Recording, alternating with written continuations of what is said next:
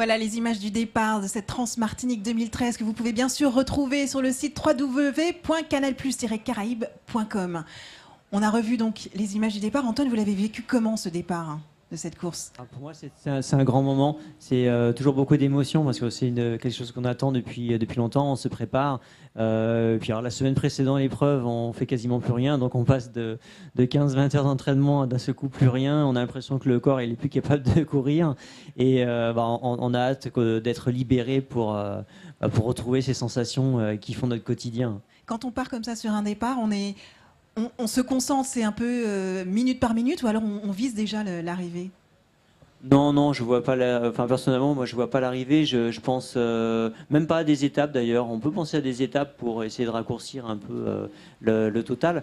Non, je veux simplement profiter, partir et puis et découvrir et puis profiter de toutes ces émotions qui vont naître au fil des kilomètres et puis passer des bons moments aussi avec les copains. Ça a été tout à fait le cas. C'était pour moi super. Et en parlant de bons moments aussi, les ravitaillements, les bénévoles, l'ambiance. Oui, alors tout le long, il y a une bonne effervescence. Il y a l'engouement sur les postes de ravitaillement, même sur les heures 3 heures du matin.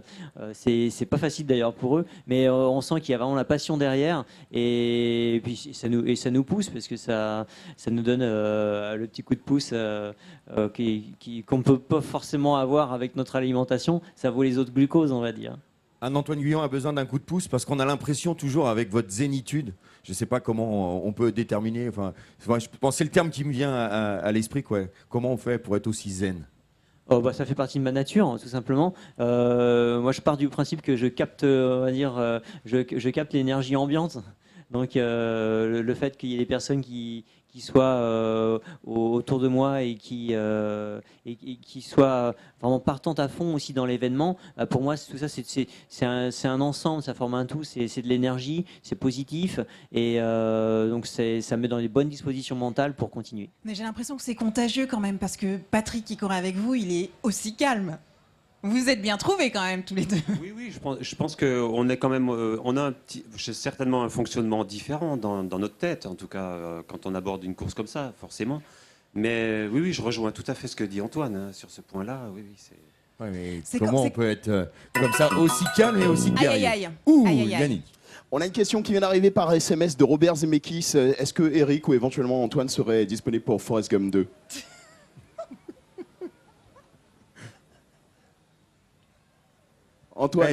Antoine, disponible pour Forrest Gump 2? Non, je vais céder ma place. Désolé Yannick. Désolé. Ça pour la prochaine fois Yannick. Ouais, un garçon qui courrait comme ça tout au long de la planète sans s'arrêter, avec une grande barbe. À la Woody peut-être. Peut-être Woody sera l'homme. L'homme qu'on verra plus tard. On lui posera la question tout à l'heure, Woody Grégo, quand il nous rejoindra. Pourquoi pas. Ce que j'ai remarqué quand même dans l'Ultra Trail, c'est qu'il y a, je l'ai dit plusieurs fois, mais ça me semble important, j'ai l'impression que c'est à la fois une compétition, mais en même temps, il y a une grande solidarité entre tous les coureurs. C'est quand même ce qui me marque, que ce soit entre vous, que ce soit les coureurs qui sont arrivés plus tard. C'est drôle quand même. Ouais, je pense que c'est une particularité de l'ultra trail, comme je pense des trails d'ultra endurance ou d'efforts vraiment intenses et où on va vraiment puiser loin. C'est vrai qu'on a toujours besoin de solidarité ou d'entraide ou voilà de rester calme, puisque vous avez emprunté zénitude tout à l'heure comme mot. C'est vrai que je pense que quand on rentre dans ce genre d'effort, il faut savoir se retourner, faire redescendre un petit peu tout ça. Et c'est quoi? C'est parce qu'on partage les mêmes douleurs? Ouais, quand on part, je vais pas emprunter le mot, enfin, on part pas dans la même galère parce que ça reste quand même avant tout un plaisir. Mais bon, on sait qu'on va souffrir et on sait que l'effort, il va durer entre 15, 20, 25, 30, je sais pas combien d'heures on est arrivé maintenant. Mais donc voilà, on sait que bon, il y aura du temps pour faire le classement, enfin pour l'arrivée. Donc voilà, on prend patience et puis on profite de ce qu'on a autour, de ceux qu'on a autour, et c'est toujours sympa. Et on partage des moments. Je vous propose là maintenant de regarder un résumé de la course. On va voir des images, vous pouvez intervenir évidemment quand vous voulez.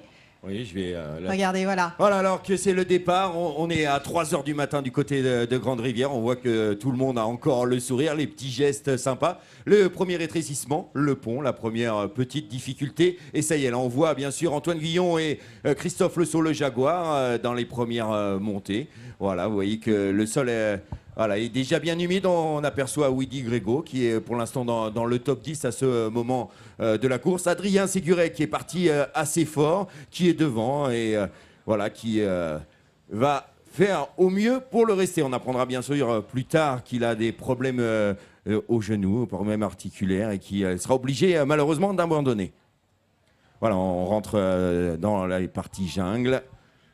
Et puis on retrouve bien sûr le grand numéro d'Éric Clavry. Éric Clavry a décidé en patron de partir tout seul. Vous voyez qu'il a une foulée ample, voilà, il se retourne pas et il a décidé bien sûr d'accélérer. Et c'est comme ça, à ce moment de la course, il a 23 minutes d'avance sur Antoine Guillon et Patrick Bohard. Là, on aperçoit Antoine Guillon, on pense qu'il est deuxième, puisqu'au ravitaillement, Patrick Bohard nous annonce qu'il n'est pas bien au niveau de la tête. Et là, ça y est, on aperçoit notre itinéraire bis, Patrick Bohard, qui voilà, est pas très bien et hésite. Il perd une vingtaine de secondes, ce qui permet à Antoine Guillon de remonter tout doucement sur Patrick Bohard. On voit Patrick, là, c'est des moments un petit peu difficile. Il vient de nous expliquer qu'il avait les yeux qui clignotaient. Voilà, ça y est, c'est la jonction. Et on s'aperçoit que Antoine, voilà, lui dit hop, hop, hop, une deuxième fois déjà, lui dit non, le parcours c'est par là.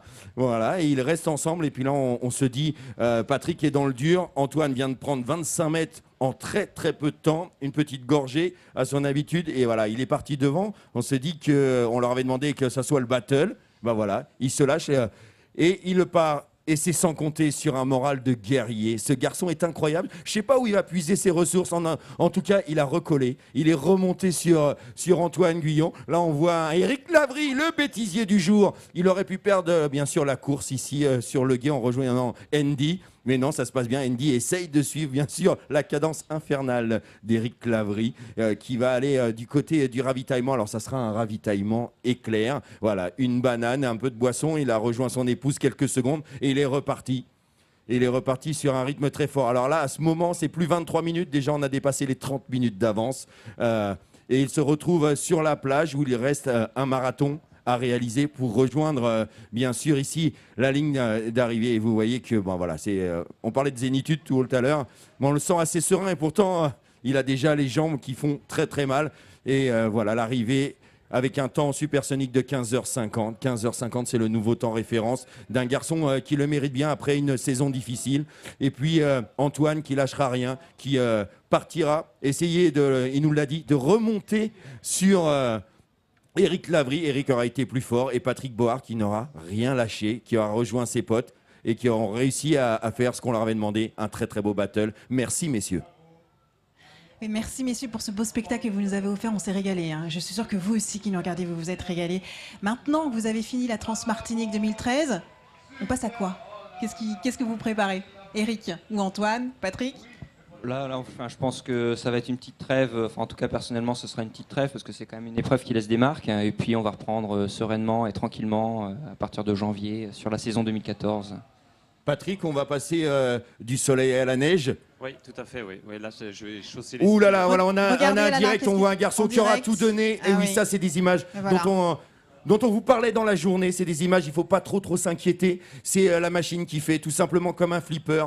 Game Bien over sûr, les équipes pendant interviennent quelques très minutes. vite. Voilà, mais ils on sait interviennent que très vite, ils voilà, sont c'est très ça. bien encadrés. Hein. Rassurez-vous. Soyez rassurés, mais voilà, encore un garçon qui aura été au bout de lui-même. La machine a été jusqu'au bout, a passé la ligne en 40 heures. Vous voyez, 40 heures de course, c'est juste inimaginable. Mais il l'a fait, et au moment où il aura passé la ligne, tout simplement, la machine fait tilt. Ça va durer quelques minutes, et ça ira beaucoup mieux. Soyez rassurés, hein, ça peut peut-être vous choquer un petit peu sur les écrans, mais rassurez-vous, c'est des choses dont on a l'habitude de voir. Ce garçon aura été jusqu'au bout, il aura vraiment fait le dépassement, mais la victoire avant tout, puisqu'il aura passé la ligne. Et je crois qu'on peut l'applaudir très fort. Et c'est ce qui est en train de se passer. Vous le savez, on est en direct ici sur la plage de Sainte-Anne. Et il y a bien sûr l'organisation qui est derrière les secours. On les remercie, la Croix-Rouge qui aura fait un énorme boulot ce week-end. D'ailleurs, ça s'est très bien passé. Vous voyez qu'il est debout déjà.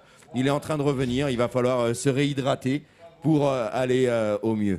Voilà, c'est des images moi qui me font vibrer, mais c'est les images que j'aime. Évidemment, d'ici quelques minutes, peut-être d'ici quelques temps, quand il aura un peu récupéré, je suis sûr qu'il sera très très heureux d'avoir fini cette course. J'aurais voulu savoir, en fait, pour vous, c'est un voyage. Est-ce que sur toute la longueur de la course, sur cette distance que vous parcourez, ces difficultés, est-ce que c'est un peu comme un voyage intérieur? Parce que quelque part, vous enfermez dans une espèce de bulle. Et est-ce que vous apprenez à mieux vous connaître sur ce type d'effort? Ah oui, c'est certain qu'on apprend à se connaître, et c'est justement personnellement ce qui me passionne dans cette discipline, c'est qu'on apprend à connaître son corps, à vraiment bien sentir toutes les sensations, tous les signaux qu'il nous renvoie, et les analyser pour être encore plus performant après. Ça, c'est formidable. Alors on travaille son mental, on travaille son alimentation, et tout ça va jouer. C'est très fin, mais arrivé à un certain niveau, il suffit de modifier un petit quelque chose, et ça a tout de suite une incidence. Alors en course, oui, on s'écoute, c'est le voyage intérieur, parce qu'on est à l'affût des moindres signaux, tout en avançant et en profitant de ce que l'organisateur a mis à notre disposition pour qu'on s'éclate. Est-ce que durant cette épreuve, vous avez tenté des petits changements par rapport aux épreuves d'avant que vous avez vécues durant cette année? Est-ce que vous avez tenté de faire des choses nouvelles? Et est-ce que ces choses nouvelles ou anciennes que que vous avez fait pendant cette course vont vous permettre par la suite de modifier encore et encore de vous améliorer? Oui, là j'ai tenté déjà d'aller un peu plus vite à un certain moment pour essayer de me rapprocher d'Eric. Ça n'a pas été bon au niveau des sensations. Bon, c'est passé quand même, mais ça n'a pas été bon, mais ça m'a amené à une réflexion pour m'entraîner un peu différemment en vue d'un prochain objectif qui sera un peu similaire dans le profil. C'est également la même chose? Oui, alors moi c'est vrai que j'ai tenté quelque chose au départ de la course. C'est vrai que je suis toujours un petit peu en arrière, systématiquement sur tous les ultras. Et j'ai tendance à revenir par l'arrière. Alors que là, j'étais au premier ravitaillement devant, quoi. Ce qui est vraiment quelque chose de très nouveau pour moi. Donc c'est vrai que j'ai monté la montagne Pelée assez rapidement. Et c'est pas vraiment mes habitudes, quoi. Messieurs, en direct, je crois que vous pouvez applaudir aussi. C'est des choses qu'on fait. Voilà, 40h29 pour ce guerrier. 40h29, c'est quand même très impressionnant. Ils peuvent être fiers, je pense, tous. Merci beaucoup Patrick Bohard, merci beaucoup Eric Lavry, merci Antoine Guyon. On est très contents du spectacle que vous nous avez offert. Vous allez pouvoir vous reposer. Et nous, on va tout de suite rejoindre Yannick. Yannick.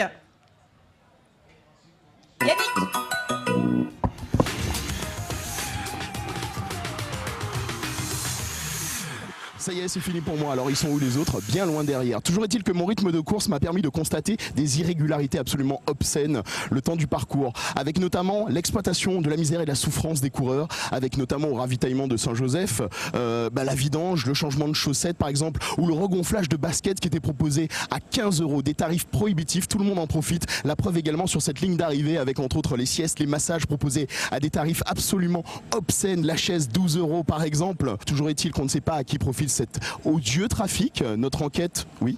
La sieste. Je crois qu'il y a déjà quelqu'un dans une demi-heure. Ok, ça marche. J'en parlerai à la personne concernée.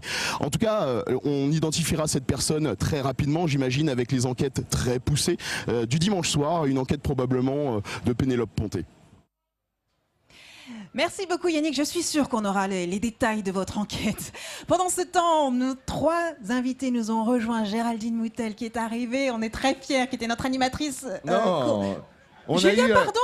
On veut la voir parce que j'ai tellement hâte de voir Géraldine. Voilà, pardon Julia. Voilà. Julia, Géraldine, en plus pendant toute la course, j'étais tellement fière de vous, Julia. Il pourra témoigner, Ludovic. Ah oui, non, mais c'est sûr, Julia, on a Julia Bogert. Voilà, regardez ce sourire. Mais il est radieux. Mais quelle course elle a fait. Quelle course. Incroyable. 6e au scratch. Elle a atomisé tous les garçons derrière. Bravo. Oui. Voilà, c'est elle. Nous avons également Bruno Filippona qui a remporté le trail des Caps. Oui. Bravo. Il arbore fièrement son maillot de finisher. Maillot, oui. Finisher 2013. En même temps, il y a de quoi. Vous avez raison d'être fier. Et puis nous avons également Dominique Tessier qui lui a remporté le défi bleu Martinique. Pour la 3e fois. Pour la 3e fois. Ah ouais, il aime Décidément. cette course. Il est à la maison, là. Comme il est comme quoi- chez lui. Je suis chez moi. Comme quoi, vraiment, on devient addict. Hein. Et Ça pourtant, se on confirme à avait chaque essayé fois. de vous mettre quand même une épine dans le talon en vous envoyant le grand Christophe Mallardet pour essayer d'avoir la victoire. Bon, voilà, il a couru un petit peu avec vous et puis il a la prise. C'était même une grosse épine. On a fait une bonne partie de course ensemble.